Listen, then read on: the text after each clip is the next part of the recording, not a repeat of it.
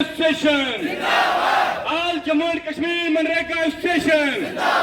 We want justice. We want justice. We want justice. We want justice. We want justice. इंसाफ करो, इंसाफ करो. इंसाफ करो, इंसाफ करो. इंसाफ करो, इंसाफ करो. We want justice. We want justice. We want justice.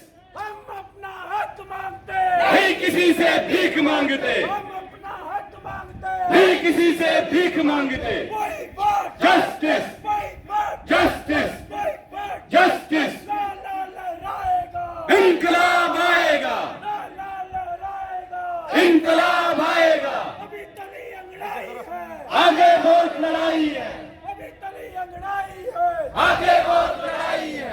शाखों से टूट जाए वो पत्ते नहीं हैं हम, शाखों से टूट जाए वो पत्ते नहीं हैं हम. आंधी से कोई कह दो औकात में रहे. इत्तेहाद मुलाज़िमीन इत्तेहाद मुलाज़िमीन जिंदाबाद, इत्तेहाद मुलाज़िमीन.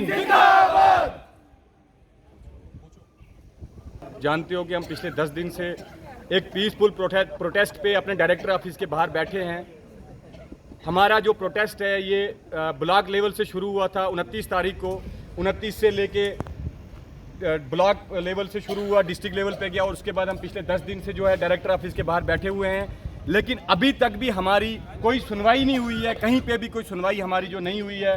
हम पिछले 10 दिन से बैठने के बावजूद भी अभी तक कोई भी डिपार्टमेंट मतलब की तरफ से या कोई गवर्नमेंट की तरफ से कोई भी अभी तक हमारा जो है कोई पुरसाने हाल नहीं आया है. कोई हमसे कोई हमारी खबर तक ना ली है किसी ने.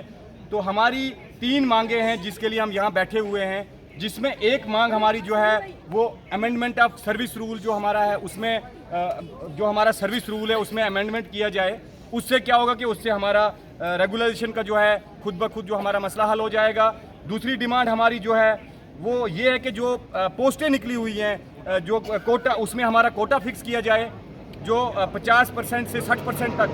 मैं कहूँगा कि 70% कोटा देना चाहिए. क्यों देना चाहिए? क्योंकि हम सिर्फ 2000 GRS हैं, कुछ हमारे PO साहब हैं, कुछ अलग अलग विंग्स में हम काम कर रहे हैं. जैसे कि हमारा PO साहब हमारे हैं, टेक्निकल असिस्टेंट विंग है. उसके बाद हमारा MIS ऑपरेटर हैं, डिस्ट्रिक्ट पे हैं, ब्लॉक लेवल पे हैं, हमारे डिवीजन लेवल पे भी डिस्ट्रिक्ट जो MIS ऑपरेटर बैठे हैं. उसके बाद GRS विंग है.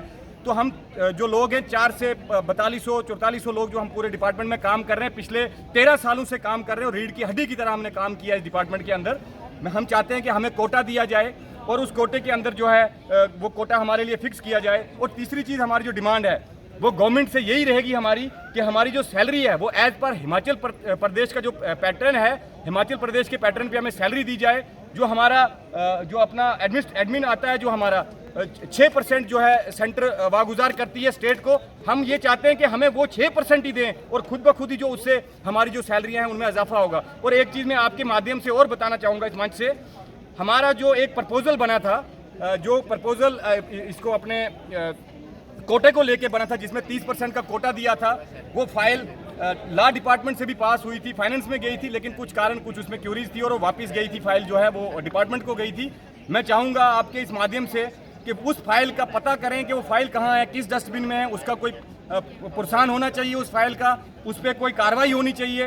तो लिहाजा अगर हमारा जो प्रोटेस्ट है, हमारा प्रोटेस्ट तब तक कंटिन्यू रहेगा जब तक हमें ब्लैक एंड वाइट में ये 3 चीज़ें नहीं मिलेंगी. ब्लैक एंड वाइट कागज़ जिस पे ये 3 चीज़ें नहीं मिलेंगी, हमारा जो प्रोटेस्ट है वो कंप्लीटली कंटिन्यू रहेगा. ये आपको मैं बताना चाहूँगा. एक हमारी बहन है जिनके साथ एक बच्चों के साथ आए हुए हैं.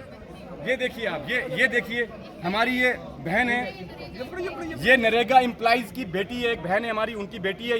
ये हालात है. बेटी बचाओ बेटी पढ़ाओ के नारे लगते हैं हमारे दारुल हिंद के अंदर और ये हालत है बेटियों की जो रोडों पे बच्चियों को लेके निकले हैं. तो लिहाजा मैं इसी से मैं ये कहूँगा कि हमें उम्मीद है कि LG एडमिनिस्ट्रेशन जो है वो हमारा जल्द से जल्द हमारे मसले को हल करे, नहीं तो हम सड़कों पे उतरेंगे.